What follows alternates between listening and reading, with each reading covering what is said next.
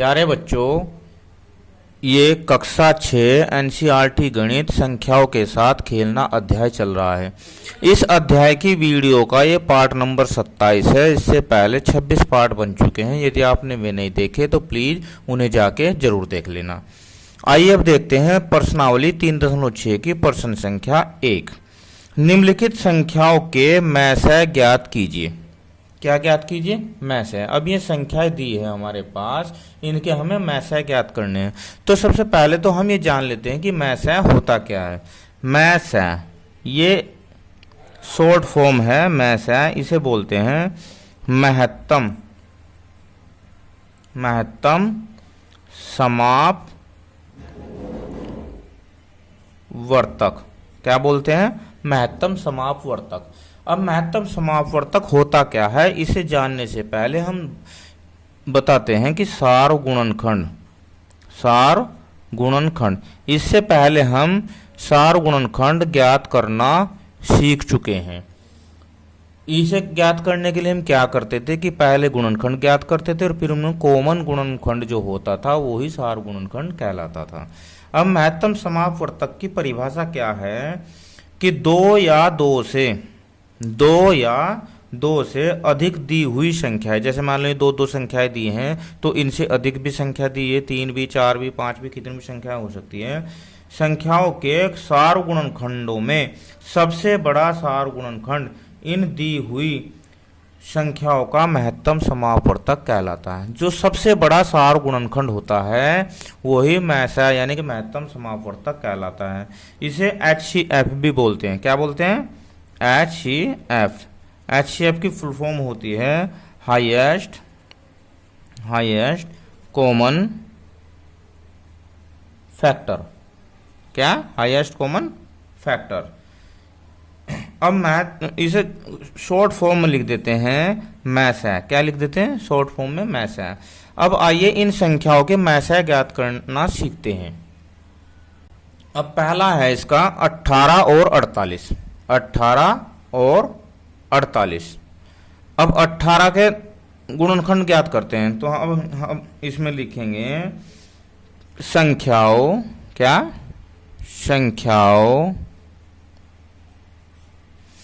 18 और 48 के अभाज्य गुणनखंड। क्या? अभाज्य गुणनखंडन करने पर। देखो भैया, 18 गुणनखंड करने के लिए हम क्या करते हैं कि सबसे पहले हम 2 से भाग करते हैं। 2 नम 18। अब हम देखते हैं कि 2 से भाग हो जाएगा या नहीं। ये नहीं होगा तो हम इसे करते हैं 3 से। 3 तिया 9, फिर 3 से करें 3 एकम 1, 3 एकम 3, जब तक करते जाते हैं जब तक लास्ट में 1 ना आ जाए। तो अब 18 के देखो, 18 के गुणनखंड हो गए। क्या हो गए 18 के गुणनखंड? 2 गुणा 3 गुणा 3, इनकी गुणा कर लेते हैं। देखो 2 तिया 6 तिया 18। तो यहां लिखेंगे 18 बराबर 2 गुणा 3 गुणा 3। अब इसके बाद 48 के करते हैं। 48 के 2 से भाग दो, 24 आ जाएगा। कितना आ जाएगा? 24। फिर 2 से भाग दो, 2 एकम 2, 2 दूनी 4, 12 आ जाएगा। फिर 2 से भाग करो, 2 छकी 12 आ जाएगा। फिर 2 से भाग करो, फिर 2 तिया 6 आ जाएगा। फिर 3 से करो, 3 एकम 3। अब देखो 48 के कितने हो गए? 48 के बताओ कितने हो गए? 2 गुणा 2 गुणा 2 गुणा 2, 2 2 4 है ना, 1 2 3 4 गुणा 3। तो यहाँ लिखेंगे 48 बराबर 2 गुणा 2 गुणा 2 गुणा 2 गुणा 3 हो गया। अब इसके बाद अब आप मुझे ये बताइए कि इनमें सार गुणनखंड कौन कौन सी संख्याएं हैं। कौन कौन से गुणनखंड सार हैं? ठीक है। अब हम यहाँ लिखेंगे 18 और 48 में सार गुणनखंड। क्या? सार गुणनखंड अब देखो दो यहाँ पर भी है, दो यहाँ पर भी है, तो लिख लेते हैं दो। अब तीन यहाँ पर भी है और तीन यहाँ पर भी है, ये दोनों मैच कर रहे हैं तो तीन, यानी कि इसे हम ऐसे दिखा देते हैं कि दो यहाँ पर हो गया और एक भाई ये तीन एक यहाँ पर हो गया। देखो तो अब इन दोनों के अगर मैं गुणा करता हूँ तो कितना आएगा, दो तिया छः, और ये ही मैस है। क्या है, ये ही मैस है। ये मैस है ज्ञात करने की विधि है। क्या समझे, दोनों के गुणनखंड ज्ञात कर लो और उनमें जो कॉमन गुणनखंड होंगे उनकी गुणा कर लेते हैं और ये आ जाता है कि महत्तम समापवर्तक। अब बी को देखते हैं। बी, अब बी को देखते हैं। ये है 30 और भैया 42, ठीक है। अब अगर 30 के हम इधर ज्ञात करते हैं अभाज्य गुणनखंड तो करो, 2 से 2 15 आ जाएगा, फिर 2 से भाग नहीं होने का, 3 पंजे 15 आ जाएगा और फिर 5, तो 30 के आ जाएंगे। 30 बराबर 2 गुणा 3 गुणा 5। ऐसे ही हम 42 के भी करेंगे। किसके करेंगे, 42 के। करो, 2 से भाग करते हैं तो 21, ये 21 2 से दोबारा भाग नहीं होगा, ये 3 से होगा, 3 सते 21, अब 7 एकम 7, तो यहाँ पर 42 के आ गए 2 गुणा 3 गुणा 7, ठीक है। अब यहाँ पर मैच है, हम डायरेक्ट लिख देते हैं सार गुणनखंड, यानी कि मैच है। एक तो 2 मैच कर रहा है, देखो भाई दोनों में कर रहा है ना 2, और एक 3 भी मैच कर रहा है दोनों में 3, तो 2 तिया 6। क्या आ गया इसका आंसर, 2 तिया 6, ये इसका आंसर। अब इसके बाद सी को देखते हैं। अब सी में देखो 18 और 60, तो 18 का हम अभी निकाल चुके हैं।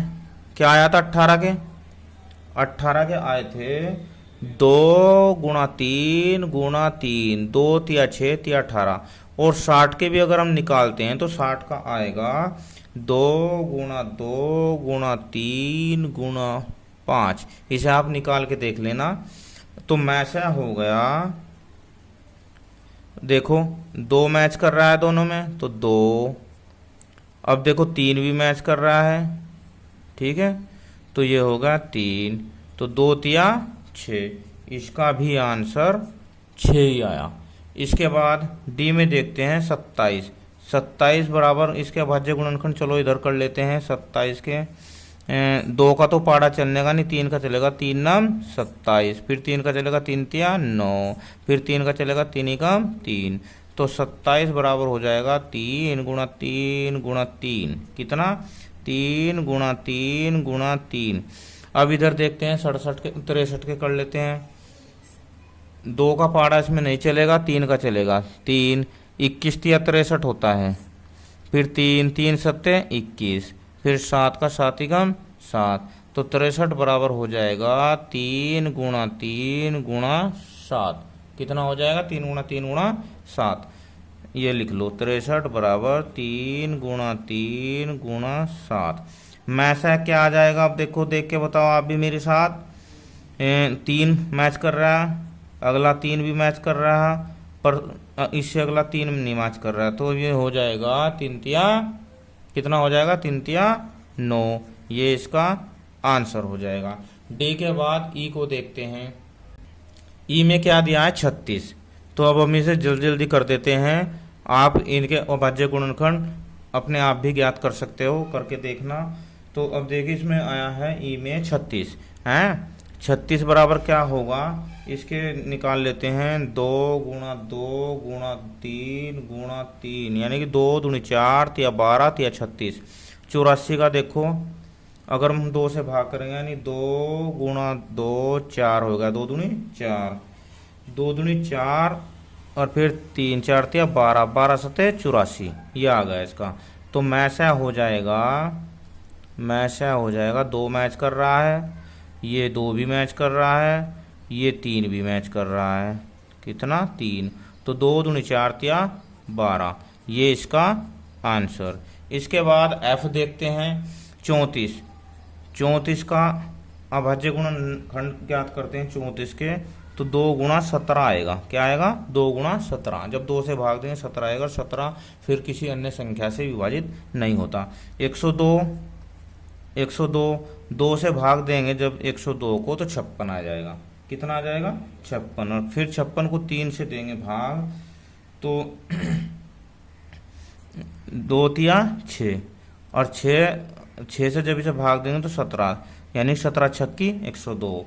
तो मैच हो जाएगा, 2 मैच कर रहा है, 17 मैच कर रहा है, 17 दूनी 34। तो इसका आंसर आ गया 34। एफ के बाद जी को देखते हैं। 70, 105, 175। देखो इसमें संख्याएं 3 आ गई, तो कोई बात नहीं, 3 हो 4 हो, अभाज्य गुणनखंडन विधि से मैसा ज्ञात करने का यही तरीका है। अब हम इन तीनों संख्याओं के अभाज्य गुणनखंडन ज्ञात कर लेते हैं। 70 को हम 2 से भाग करेंगे तो कितना आएगा? 35। 35 2 से भाग नहीं होगा, 5 से होगा। 5 सत्ते 35। अब 7 एकम 7, तो 70 बराबर आ जाएगा 2 गुणा 5 गुणा 7। अब 105, कितना? 105। 105 2 से तो भाग नहीं होगा, पर सीधा डायरेक्ट ये 5 से होगा। किससे होगा? 5 से भी हो सकता है, 3 से भी। देखो 3 तिया 9 और 3 पंजे 15, 35 आ गया। फिर 3 से भाग नहीं होगा, 5 से होगा। 5 सत्ते 35, फिर 7 1, तो 105 के आ गए 3 गुणा 5 गुणा 7। इसके बाद अगली संख्या है 175। कितनी है? 175। 175 को करते हैं, ये 3 पंजे 15 और 3 पंजे 15, और ये 3 से तो भाग नहीं होगा, 5 से होगा। 5 तिया 15 और 5 पंजे 25, फिर 5 से 5 सत्ते 35, फिर 7 से 1। तो ये आ गया 175 का 5 गुणा 5 गुणा 7। अब मैच है ज्ञात करो, जो हमारा तरीका है। तीनों में मैच करो, 2 तो तीनों में नहीं है, 5 तीनों में है। यहाँ पर भी है, यहाँ पर भी है, यहाँ पर भी है, तो 5। और इसके बाद देखो 7 तीनों में है, 7। तो 5 सत्ते 35। ये इसका आंसर हो गया। जी के बाद एच। 91, 112, 49। इसमें भी 3 संख्याएं हैं, तो 91 के अभाज्य गुणनखंडन होते हैं क्या है? एच। तो 91 के होते हैं 7 गुणा 13। कितने होते हैं? 7 गुणा 13 सत्ते 91। चलो इसके बाद 112 के अभाज्य गुणनखंड करते हैं अगर हम, तो 2 गुणा 2 गुणा 2 गुणा 2 गुणा 7 ये आएगा। 2 दूनी 4 दूनी 8 दूनी 16 सत्ते 112। फिर आ गए 49 का, तो सीधा 7 गुणा 7 ही आएगा। अब मैच है, देखो मैच कराओ दोनों में सार गुणनखंड। 7 इसमें भी है, इसमें भी है, इसमें भी है 7। 13 इसमें नहीं है और किसी में नहीं, तो इसका मैच आ जाएगा 7। इसके बाद 18, 54, 81। 18 का हम पहले भी ज्ञात कर चुके हैं। इसके हैं 2 गुणा 3 गुणा 3। 54 का देखो यहीं से निकाल लेते हैं। 18 थी 54 हो, तो 2 गुणा 3 गुणा 3, एक और 3 लग जाएगा। ठीक है। अब 81 का ज्ञात करते हैं हम, इधर कर लेते हैं 81 को। तो 3 दूनी 6 7, 27 थी 3 दूनी 6, हाँ 3 से 21, तो 3 नम 27, 3 तिया 9 और 3 एकम 3। तो इसका आ गया 3 गुणा 3 गुणा 3 गुणा 3। अब इनमें मैसा ज्ञात करते हैं हम। 3 यहाँ पर भी है, यहाँ पर भी है, यहाँ पर भी है, तो 3 एक और यहाँ पर भी है, यहाँ पर भी है, यहाँ पर भी है, तो क्या आ गया इसका आंसर? 9। 3 तिया 9। अब जे में देखते हैं 12, 45, 75। तो 12 के अभाज्य गुणनखंड 12 बराबर होता है 2 गुणा 2, 2 दूनी 4, 4 तिया 12। और 45 का देखो क्या होगा, 3 गुणा 5 होगा, 3 तिया 9 पंजे 45।